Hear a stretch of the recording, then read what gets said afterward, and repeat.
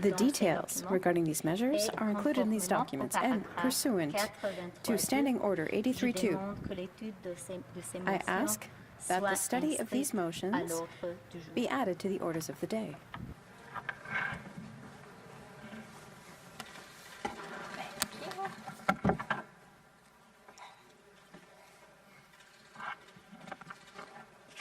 Thank you. Thank you so much.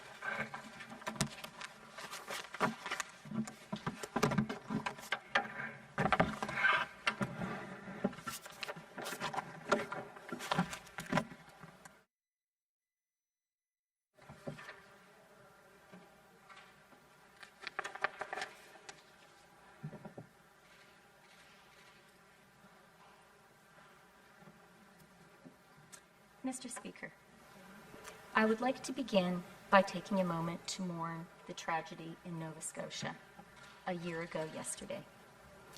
To the families and friends of the 22 people who were killed, and to all Nova Scotians, we grieve with you. This is also a day when people across Canada are fighting the most virulent wave of the virus we've experienced so far. Healthcare workers in many provinces are struggling to keep ICUs from overflowing, and millions of Canadians are facing stringent new restrictions. We're all tired, frustrated, and even afraid. But we will get through this. We'll do it together. Ce budget vise à finir la lutte. This budget is about finishing the fight against COVID. It's about healing the economic wounds left by the COVID recession. And it's about creating more jobs, as well as prosperity for Canadians in the days and in the decades to come. L'objectif est de répondre aux besoins. The goal is to meet the urgent needs of today and to build for the long term. This is a budget focused on middle-class Canadians. It's focused on pulling more Canadians up into the middle class.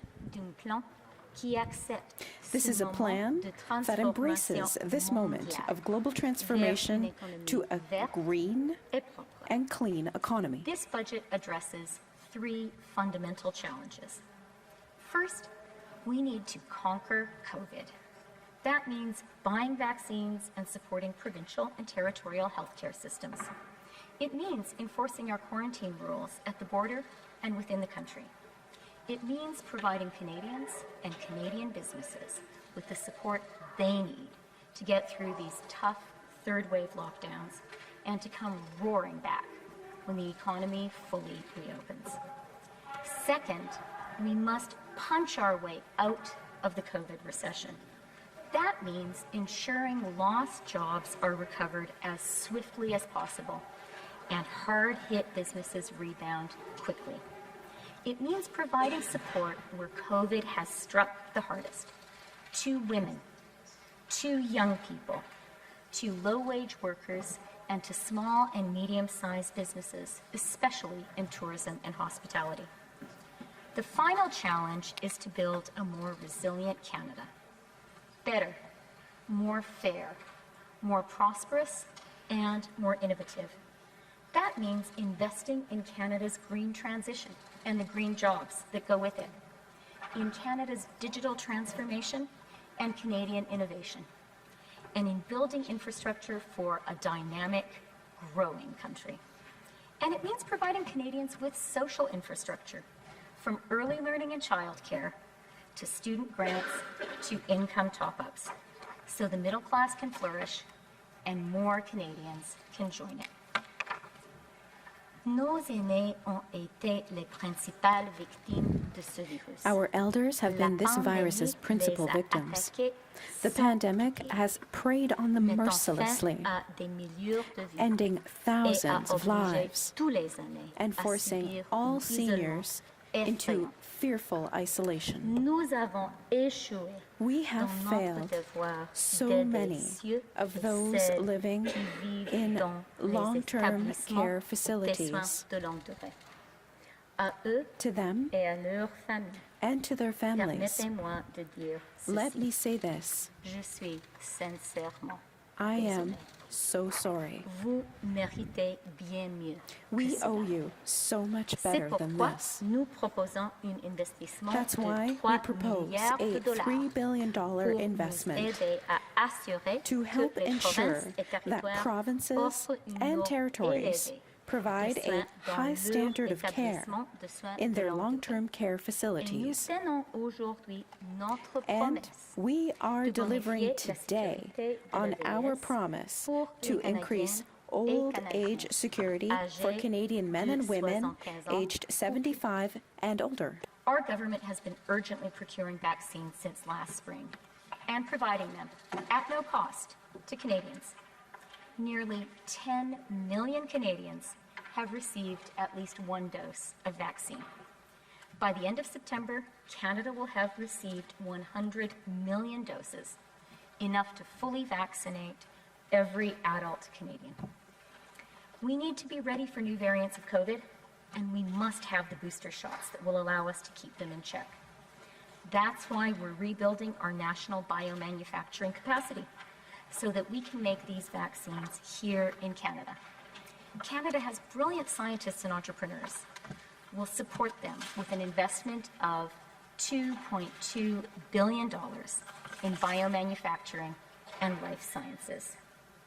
Lorsque la COVID a frappé pour la première fois, When COVID first hit, it pushed our country into its deepest recession since the Great Depression. Toutefois, il s'agit d'un choc économique très This, particulier. however, is an economic shock of a very particular kind. We are not suffering because of endogenous flaws or imbalances within our economy. Rather, the COVID recession is driven by an entirely external event, like the economic devastation of a flood, a blizzard, a wildfire, or other natural disaster. That is why an essential part of Canada's fight against COVID has been unprecedented. The unprecedented level of federal support for Canadians and Canadian businesses has been offered. We knew that Canadians needed a lifeline to get through this COVID storm, and our approach has worked. Canada's GDP grew by almost 10% in the fourth quarter of last year. We will continue to do whatever it takes. Our government is prepared to extend support measures as long as the fight against this virus requires them. As Canada pivots to recovery, our economic plan will do the same. We promised last year to spend up to $100 billion over 3 years to get Canada back to work and to ensure the lives and prospects of Canadians are not permanently stunted by this pandemic recession. This budget keeps that promise. Altogether, we will create nearly 500,000 new training and work experience opportunities for Canadians. We will fulfill our throne speech commitment to create 1 million jobs by the end of this year.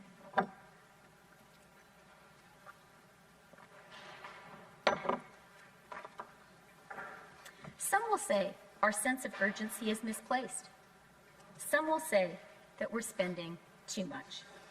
To them, I ask this: did you lose your job during a COVID lockdown? Were you reluctantly let go by your small business employers who were like a family to you, but simply could not afford your salary any longer? Are you worried you'll be laid off in this third wave?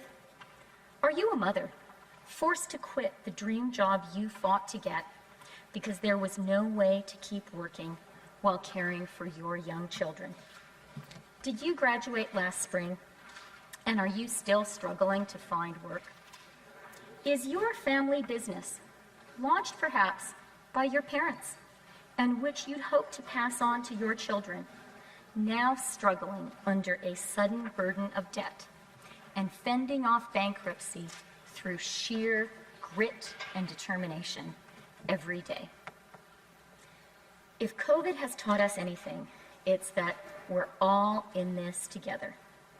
Our country cannot prosper if we leave hundreds of thousands of Canadians behind. The world has learned the lesson of 2009, the cost of allowing economic hardship to fester. In some countries, democracy itself has been threatened by that mistake. We will not let that happen in Canada. Environ 300,000 Canadiens qui avaient un emploi avant la About pandémie 300,000 Canadians who had a job before the pandemic d'autres Canadiens are still out of pourraient work, perdre leur emploi and en raison more des Canadians confinements may lose their imposés de jobs ce mois-ci. in this month's Afin de lockdowns. soutenir les travailleurs To canadiens support Canadian pendant la workers troisième vague as we et fight de the leur third wave, offrir une passerelle and to économique provide an d'ici economic bridge le to a rétablissement fully complet recovered de notre economy, économie, nous we will renforcerons build les on the améliorations enhancements que nous avons we have apportées made pendant la during the pandémie. pandemic. Nous maintiendrons We will l'accès maintain souple à flexible l'assurance access d'emploi to pour une employment année de insurance plus, benefits soit for jusqu'à another le year temps 2021. until the fall of La prestation 2022. canadienne de la relance The économique Canada Recovery que Benefit, nous avons créée which we pour les created personnes to non support admissibles à Canadians l'assurance emploi not covered by sera employment en insurance, vigueur will jusqu'au remain in 25 place through September 25th et les and Canadiens extend an pourront additional maintenant 12 profiter weeks of de 12 benefits semaines additionnelles Canadians. de prestations. Alors que notre as économie our economy ouvrira fully complètement au reopens cours de over the l'été, summer. le montant de prestation benefit amount passera à will go $300 to par semaine $300 a à week compter de 17 juillet. after July 17th. Les travailleurs à faible revenu au Canada travaillent plus Low-wage fort que workers in n'importe Canada d'autre au pays work harder than pour anyone un else in this salaire country for less Au pay. cours de la dernière année, In the past year, ils ont subi des risques they have d'infection faced both importants significant et des infection mises à pied. risks as well as Et beaucoup layoffs. de gens vivent And sous le many seuil de people pauvreté, live below the même poverty s'ils line, travaillent à temps plein. even though they work Nous full-time. ne pouvons pas passer We leur cannot contribution ignore et their leurs contribution épreuves and sous their silence, hardship, et nous and ne we le will ferons not. pas. Nous We proposons propose d'élargir to l'allocation expand canadienne the Canada pour les Workers' travailleurs Benefit et d'investir to invest 8,9 $8.9 milliards de dollars sur over 6 ans 6 years en soutien in supplémentaire additional aux support travailleurs for à faible low-wage revenu, workers. ce qui permettra d'offrir This will un complément extend salarial income à environ top-ups 1 to about million a de million Canadiens more Canadians supplémentaires et and sortira près lift de nearly 100 000 personnes de la 100,000 pauvreté. people out of De poverty. plus, ce And présent budget this budget instaurera will une introduce salaire a horaire $15 minimale an hour fédéral federal de minimum $15. wage. La COVID a COVID révélé has que les exposed prestations de the maladie au Canada dangerous sont inadequacy dangereusement of inadéquates. sickness benefits in Nous Canada. ferons notre part We will do et our part respecterons and notre fulfill engagement our électoral our en campaign commitment prolongeant de by 15 extending à EI sickness 26 benefits semaines from les 15 prestations de to maladie 26 weeks. de l'assurance emploi. We know the pandemic has exacerbated systemic barriers faced by racialized Canadians. So, Budget 2021 provides additional funding for the Black Entrepreneurship Program, as well as an investment in a Black-led philanthropic endowment fund to help fight anti-Black racism and improve social and economic outcomes in Black communities. One of the most striking aspects of the pandemic has been the historic sacrifice young Canadians have made to protect their parents and grandparents. Our youth have paid a high price to keep the rest of us safe. We cannot and we will not allow young Canadians to become a lost generation. They need our support to launch their adult lives and careers in post-COVID Canada, and they will get it. We will invest $5.7 billion over 5 years in Canada's youth. We will make college and university more accessible and affordable. We will create job openings in skilled trades and high-tech industries, and we will double the Canada Student Grant for 2 more years while extending the waiver of interest on federal student loans through March 2030. More than 350,000 low-income student borrowers will also have access to more generous repayment assistance.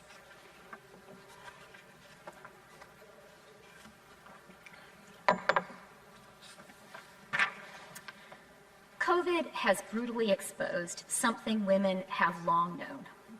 Without childcare, parents, usually mothers, can't work. The closing of our schools and daycares drove women's participation in the labor force down to its lowest level in more than 2 decades. Early learning and childcare has long been a feminist issue. COVID has shown us that it's an urgent economic issue, too. I was 2 years old when the Royal Commission on the Status of Women urged Canada to establish a universal system of early learning and childcare. My mother was one of Canada's redoubtable second wave of feminists who fought, and outside Quebec failed to make that recommendation a reality. A generation after that, Paul Martin and Ken Dryden tried again. This half-century of struggle is a testament to the difficulty and complexity of the task. But this time, we're going to do it. This budget is the map and the trailhead. There is agreement across the political spectrum that early learning and childcare is the national economic policy we need now. This is social infrastructure that will drive jobs and growth. This is feminist economic policy. This is smart economic policy. That's why this budget commits up to $30 billion over 5 years, reaching $9.2 billion every year permanently to build a high-quality, affordable, and accessible early learning and childcare system across Canada. This is not an effort that will deliver instant gratification. We are building something that, of necessity, must be constructed collaboratively and for the long term. But I have confidence in us. I have confidence that we are a country that believes in investing in our future, in our children, and in our young parents. Here is our goal. 5 years from now, parents across the country should have access to high-quality early learning and childcare for an average of $10 a day. I make this promise to Canadians today, speaking as your finance minister and as a working mother. We will get it done.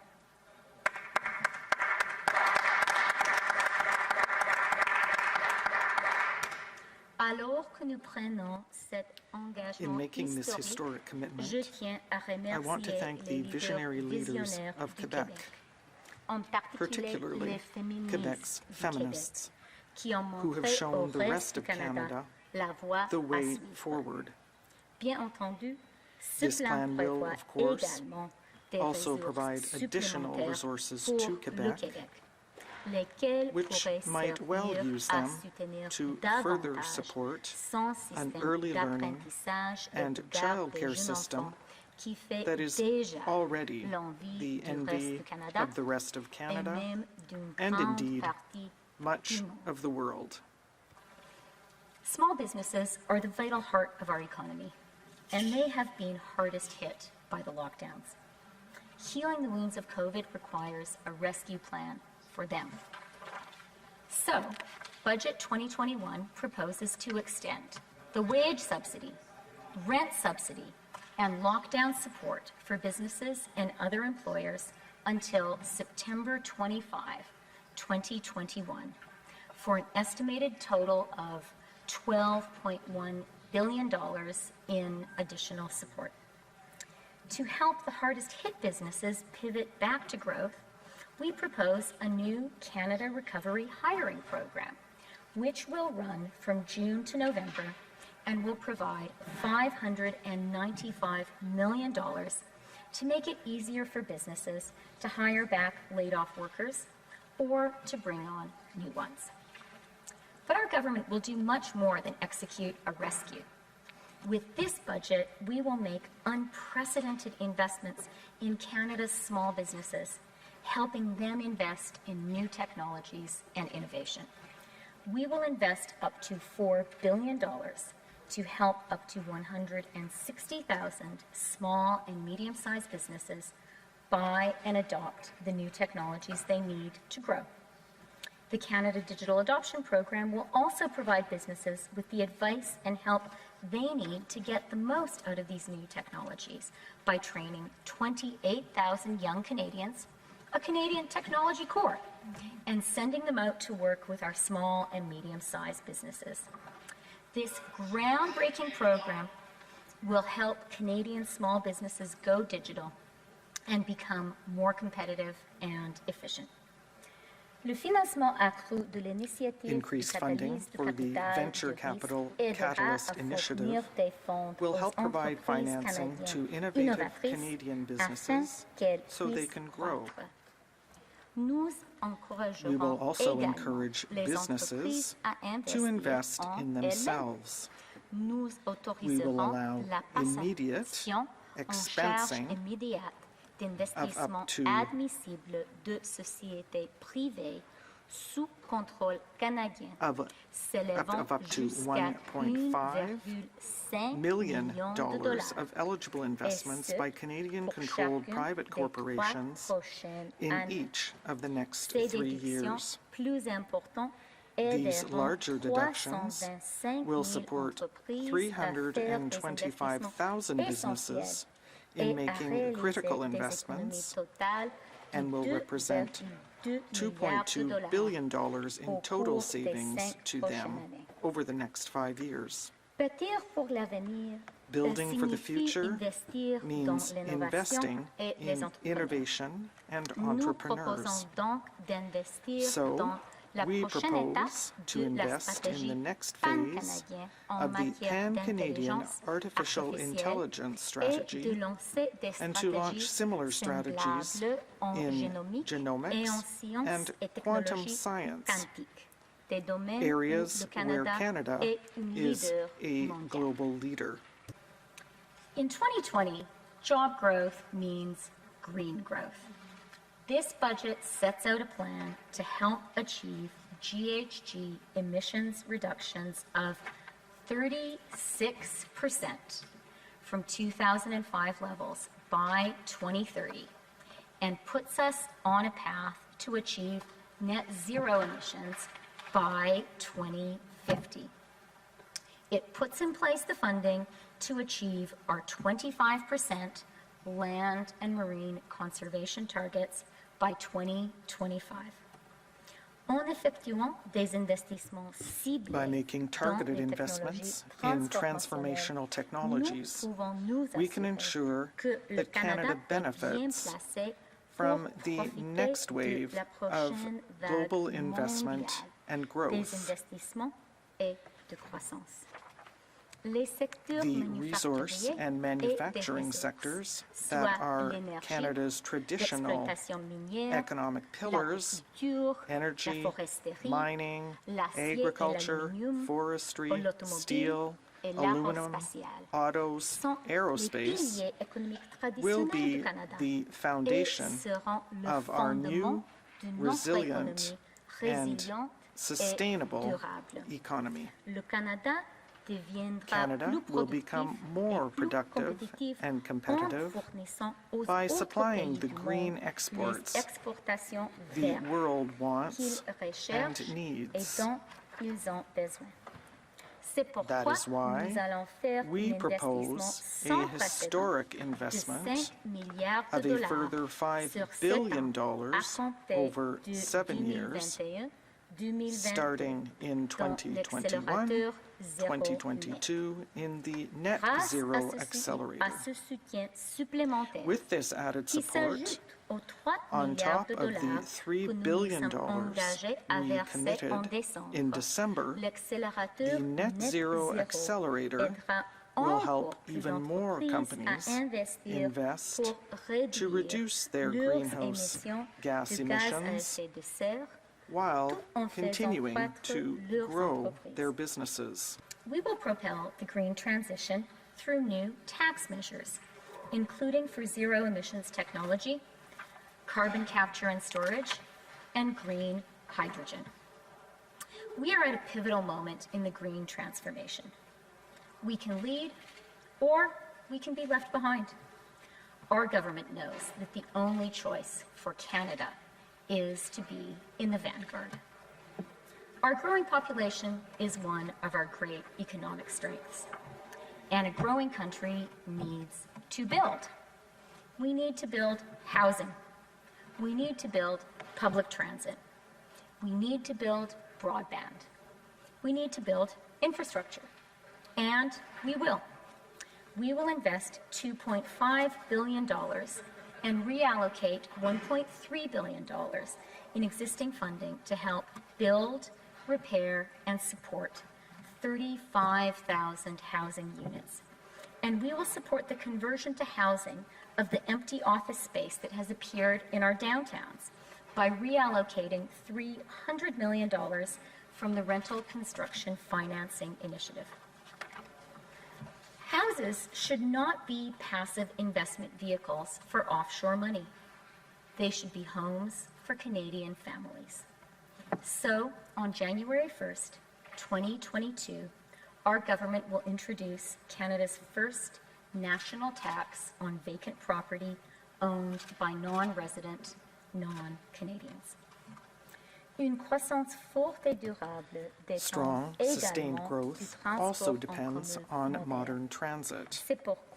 That's why, in February, we announced $14.9 billion over 8 years to build new public transit, electrify existing transit systems, and help to connect rural, remote, and Indigenous communities. Therefore, we are committing an additional $1 billion over 6 years for the Universal Broadband Fund to accelerate access to high-speed internet in rural and remote communities. We intend to draw even more talented, highly skilled people to Canada, including international students. Investments in this budget will support an immigration system that is easier to navigate, more efficient in welcoming the dynamic new Canadians who add to Canada's strength.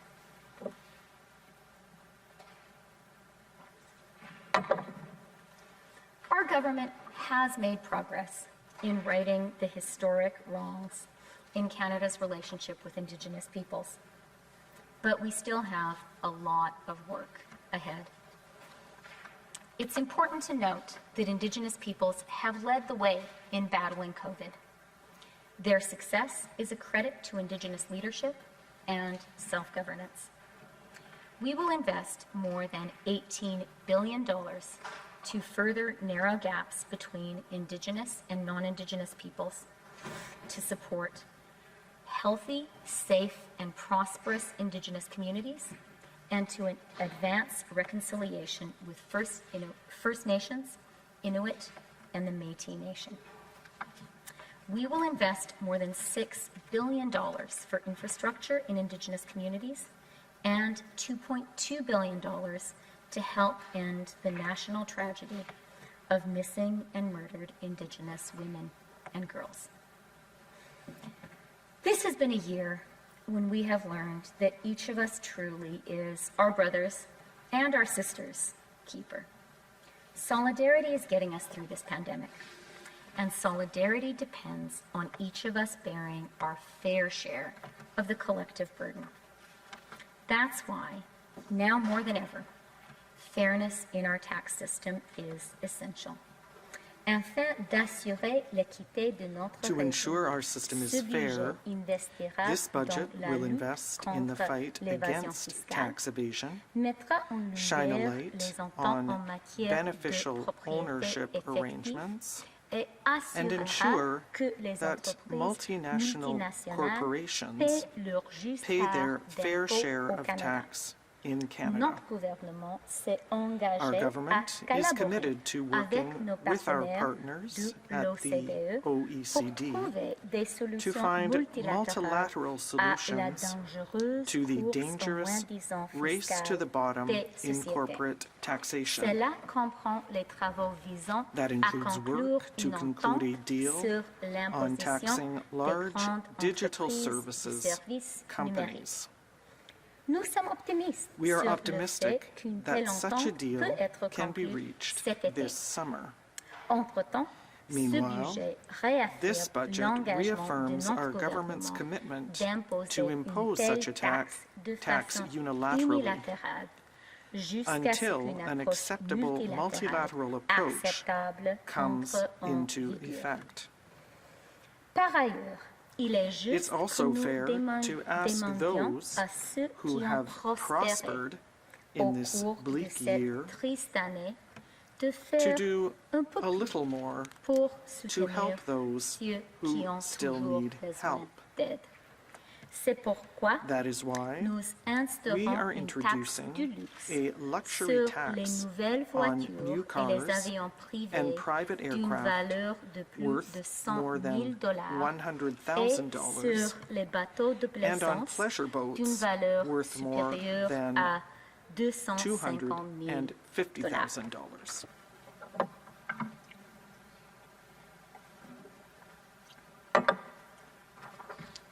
This budget lives up to our promise to do whatever it takes to support Canadians in the fight against COVID.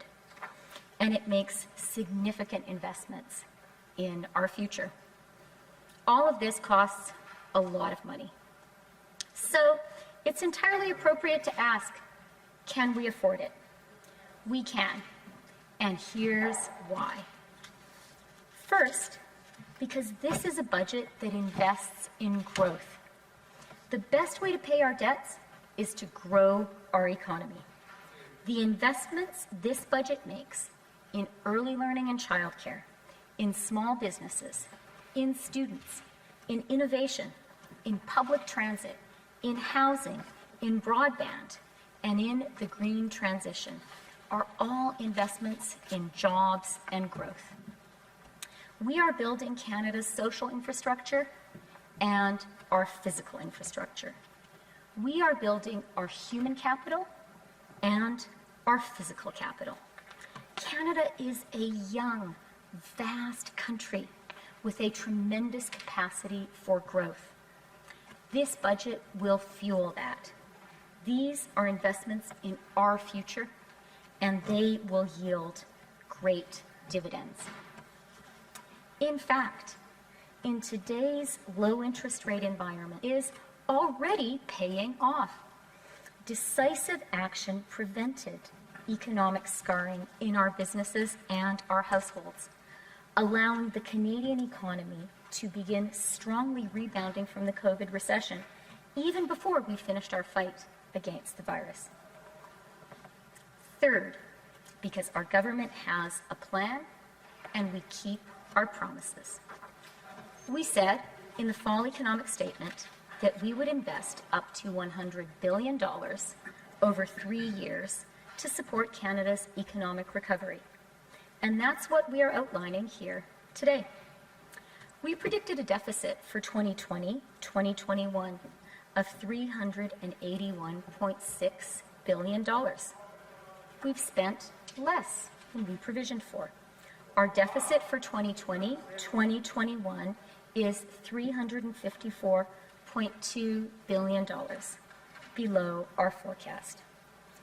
Finally, and crucially, we can afford this ambitious budget because the investments we propose today are responsible and sustainable. We understand that there are limits to our capacity to borrow and that the world will not write Canada any blank checks. We don't expect any. This budget shows a declining debt to GDP ratio and a declining deficit, with the debt to GDP ratio falling to 49.2% by 2025-2026, and the deficit falling to 1.1% of GDP. These are important markers. They show that the extraordinary spending we have undertaken to support Canadians through this crisis and to stimulate a rapid recovery in jobs is temporary and finite. And our proposed long-term investments will permanently boost Canada's economic capacity.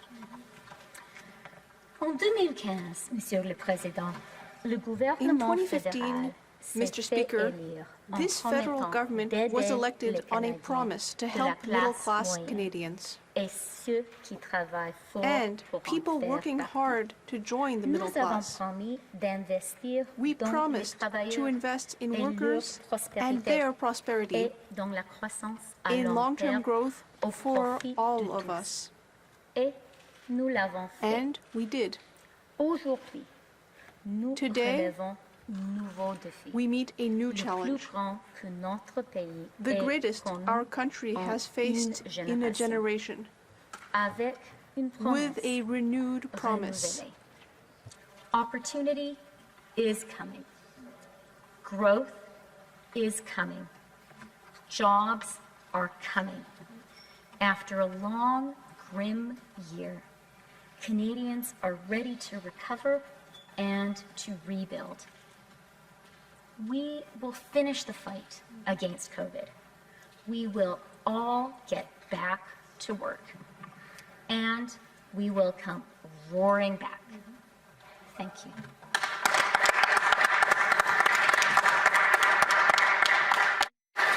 Questions and comments. Questions et commentaires. The honourable member for Abbotsford. Good try, guys. Good try. Well, Mr. Speaker, let me be the first to formally congratulate my colleague on becoming the first female finance minister to table a federal budget in this House. Hear, hear.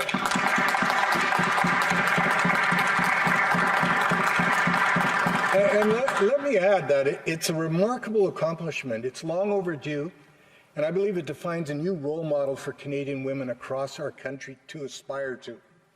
So again, congratulations, Minister. Now, I note that the Prime Minister's mandate letter to the Minister dated January 15th calls for her to present a new fiscal anchor to guide her work. The budget fails to do that. Instead, the budget contains vague references to declining debt to GDP ratio starting 2 years from now. Turns out that was the Liberal government's old fiscal anchor, so there was nothing new about this one.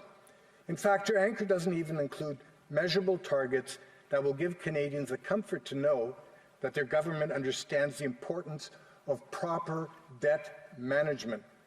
All that we get are references to the trajectory of the debt to GDP anchor. So my question is this: why did the Minister not deliver a new fiscal anchor the way the Prime Minister had directed her to do? The Honourable Deputy Prime Minister and Minister of Finance. Thank you, Mr. Speaker. And let me just start by thanking the member opposite for those generous congratulations. And I think it would be appropriate for me today to think about Kim Campbell, the first woman Prime Minister of Canada, who was, of course, a Conservative woman Prime Minister. So I think one thing we should agree on in this House is that all of us believe it's important to advance the cause of women in Canada. When it comes to a fiscal anchor, Mr. Speaker, I very much agree with the member opposite that it is important for our spending to be reasonable and sustainable and prudent. And that's why it was important for us in this budget to hit some key fiscal markers. First of all, we were clear in the fall economic statement that we would spend up to $100 billion in stimulus over 3 years. We have kept that promise. Perhaps more crucially, we have been clear in this budget, both in our commitment and also in our demonstrated actions, that following the extraordinary spending of this year, Canada's debt to GDP ratio will decline. And we show in our fiscal tables a clear declining trajectory, ending in 25-26 at a 49.2% debt to GDP ratio.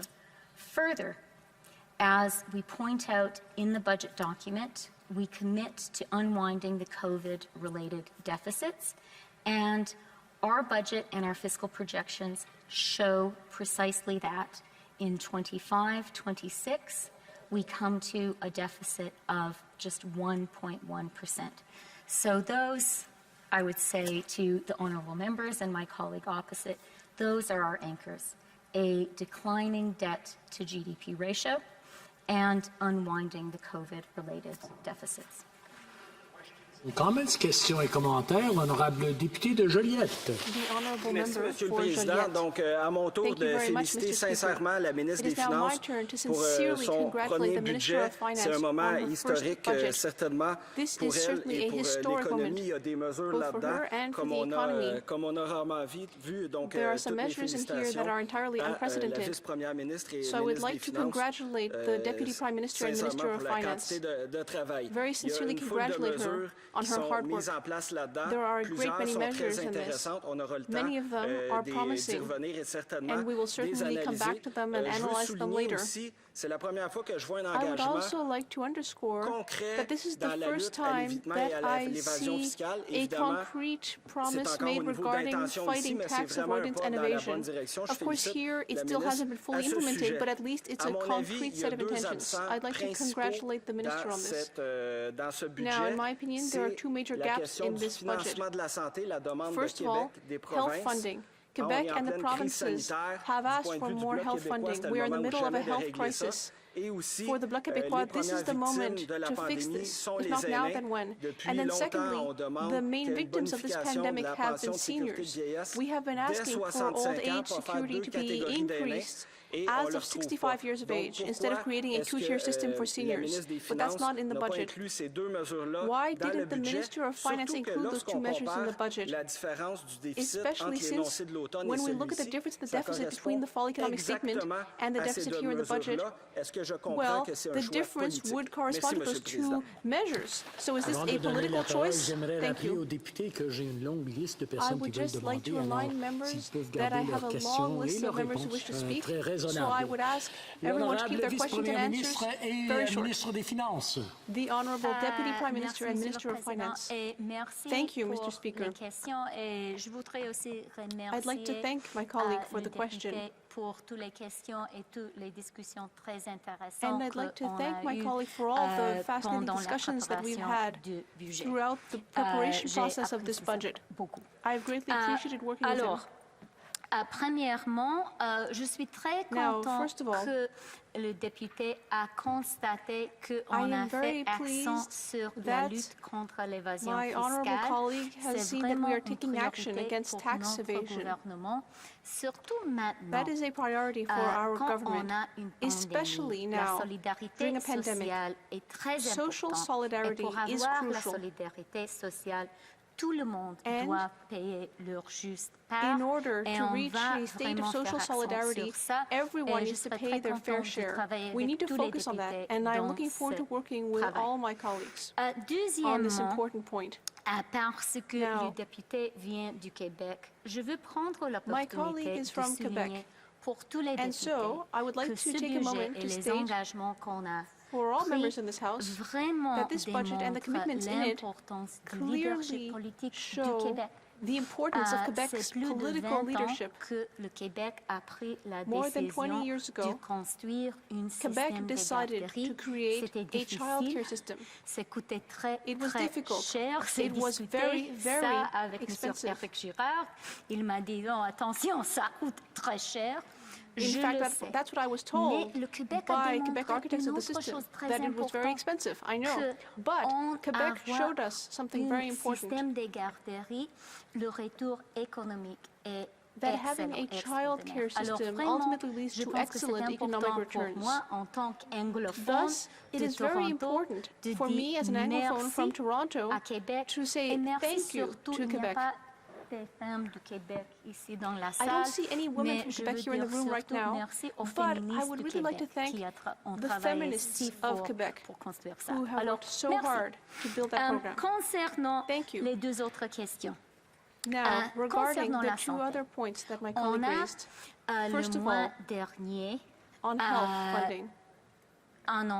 Last month, we announced that we will be contributing $5 billion additional dollars for health for the provinces in order to help them fight the third wave of COVID-19. We understand that this is expensive, and the federal government is here to help.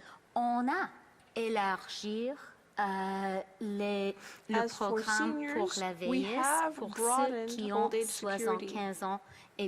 For those over 75, on a 3 milliards de dollars we have also earmarked $3 billion for long-term care.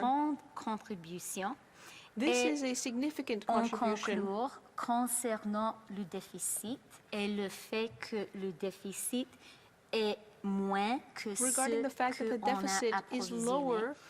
J'espère que tout le monde sera d'accord avec moi que c'est une bonne chose. Well, I hope everyone will agree with me that that's a good thing. And it shows that our government is taking a cautious approach. Questions et commentaires, questions and comments. The Honourable Member for New Westminster Burnaby, a 1-minute question and hopefully a 1-minute answer. I know this is very difficult, but please.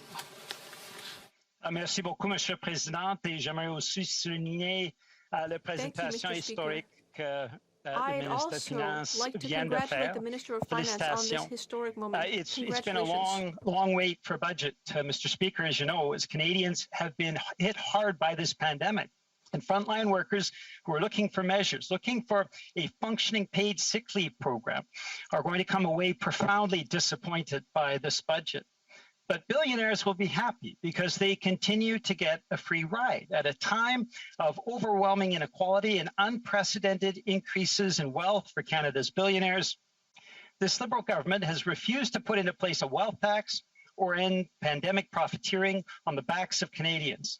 Tout ce qu'il offre, c'est un vague promesse de dealer avec les 25 milliards de dollars qu'on perd chaque année dans les paradis fiscaux. So the question is very, very simple. Why does this government, why does the finance minister, why does the prime minister refuse to put into place measures so that the ultra wealthy in this country pay their fair share? The Honourable Deputy Prime Minister and Finance Minister in 60 seconds or less, please. I'm going to be super quick. We're talking a lot about women, and since this is a question from the NDP, and since I did mention my mother in my speech, I just want to point out to the member opposite, she ran for the NDP in Edmonton Strathcona, now an NDP seat. So we have more in common than you might think. On Canadian workers, let me just say, our expansion of the Canada Workers Benefit is historic. No one should work full-time in Canada and live in poverty, but millions of people do. This investment will lift 100,000 Canadians out of poverty and will expand by 1 million people the Canadians we support. I think that is great for Canadian workers. I have to say, I think that's something my mother, were she still alive, would support too.